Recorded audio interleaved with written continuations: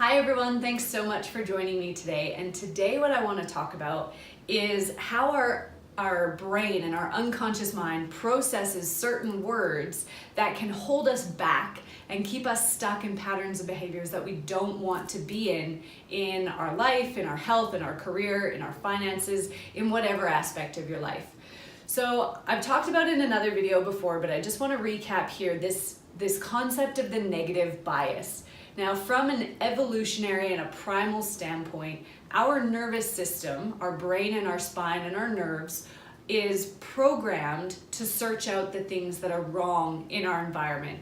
Now, recent studies have shown that despite however many millions or thousands of years have passed since the caveman days, our nervous system has evolved less than 1%. So if you think about it, the cavemen would walk out of their cave, and this negative bias really served them, because if they heard a rustling in the bushes, they would just assume that it was a saber-toothed tiger and they would run back in, right? And that's what protected their species.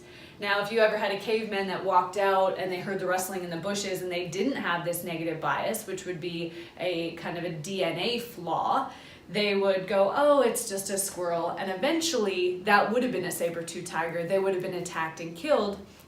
They wouldn't be able to pass on their bloodlines or reproduce. This is where we get survival of the fittest and Darwinism happening, right? Now, fast forward to modern times, we don't have saber-toothed tigers that are lurking in the bushes to kill us, but we are constantly scanning our environments looking for the thing that could hurt us or that could kill us.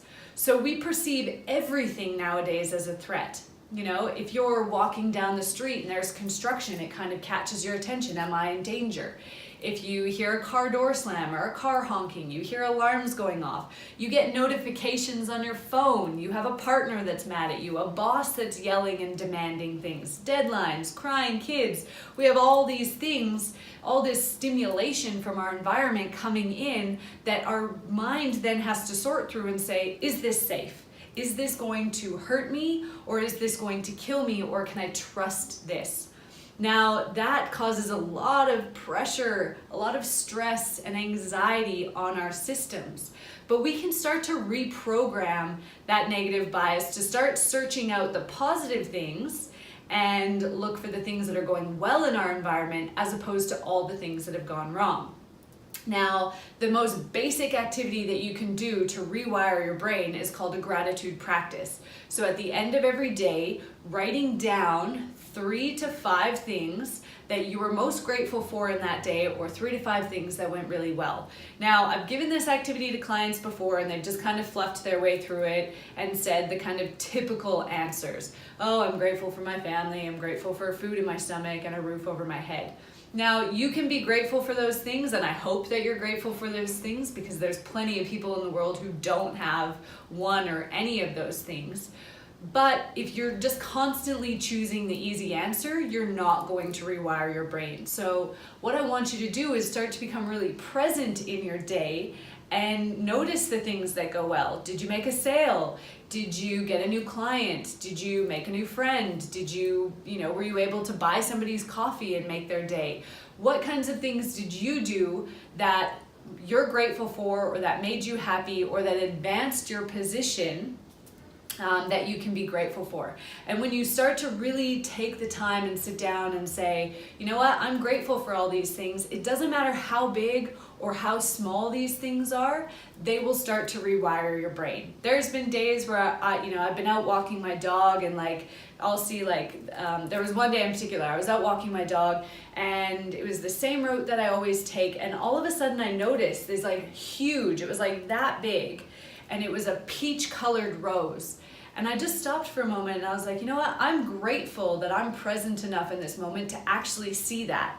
Because this isn't a new rose bush. I've walked past this rose bush every day for the past year, but this is the first time that I'm seeing that rose, and that I'm seeing it that big and that amazing of a color. And so it can be something that small, or it can be something like, you know what, I changed somebody's life today. I worked with a client today who had a major breakthrough, and I'm grateful for that. So it doesn't matter how big or how small what it is that you are grateful for is. What is important is that you're acknowledging the good versus the bad. Because if I was to ask you right now, can you list 10 things that went wrong in your day or 5 things that went well, the list of 10 is more likely to be easier for you than the list of 5. So the whole gratitude practice then brings us into my next point of we need to start focusing on what we want as opposed to what we don't want.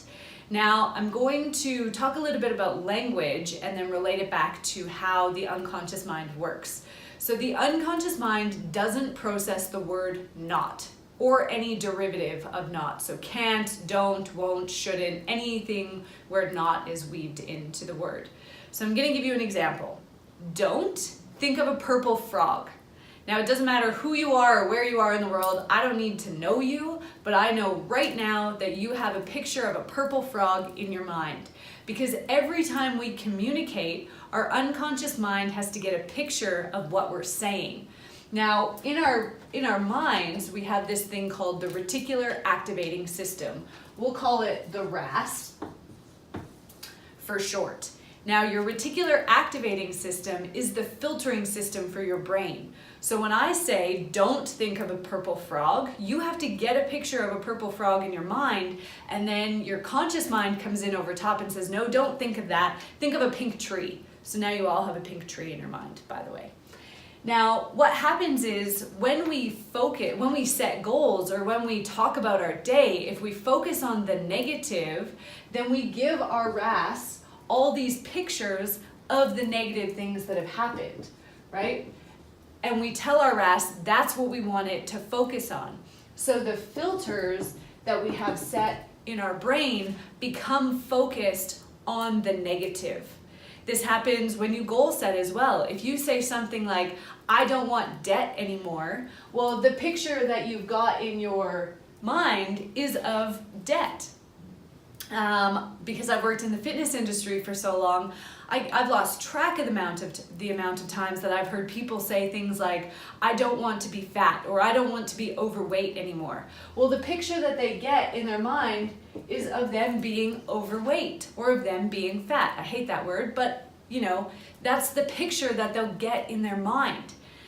Now, our reticular activating system will filter out anything that doesn't match these pictures in our mind. So if you join a gym and you say you want to lose weight, but you're constantly either referring to yourself as being overweight, or you're saying, I don't want to be this, which is pretty much the same thing, all the opportunities to lose weight that you're going to see will be outside of where your filters are set. So this happened to me about 10 years ago. Maybe about 5 years ago. I kept focusing on, I need to make more money because I don't want to live paycheck to paycheck anymore. Well, there was all these job opportunities that were amazing, but they were sitting outside of my filtering system. And all that was sitting in here was opportunities to waste my time and not make me more money. So I was working more, but I wasn't making any more money. Right? When I changed my language and I changed my belief systems about my worth and what I wanted and what I wanted the money for, then my reticular activating system opened so that I could see these opportunities that once they'd always been there, but now I could actually see them. So when you're talking about your day, or when you're setting your goals, really start to focus on what you do want as opposed to what you don't want. So instead of saying, I don't want something, well, what do you want instead? If you don't want to feel depression and anxiety, how do you want to feel? Tell your mind, because your unconscious mind is very suggestive and it will do what you tell it to. So make sure that you're giving it the right directions. Now, say that you want to lose weight but you feel like you're still a bit heavy, for example, or you want to get out of debt. You want financial freedom and you still have some debt. Well, what you can say is you can use the not to your advantage. You can say something like, I'm not goal weight yet, or I'm not making specific dollar amount yet, right? So for me, I can say my business isn't $1 million business yet. Well, what my unconscious mind hears is I have $1 million business, right? That's how it interprets it. And the reticular activating system gets a picture of me having $1 million business, and so it will open up my filters to show me what I need to do to get to that $1 million business. Okay, so this is how we can start to rewire our brain to work for us instead of feeling like we always have to use willpower, which is the least effective way to make change, by the way. We don't have to use willpower. We don't have to fight our unconscious minds. We have to work with it, but we need to understand how it works, and we need to give our unconscious mind the tools to set it up for success. So I hope that you've gotten some really important tools and tips that you can take away and use from this video. If you have any questions, please feel free to email me or contact me through my Facebook page, and I look forward to seeing you on the next video. Bye.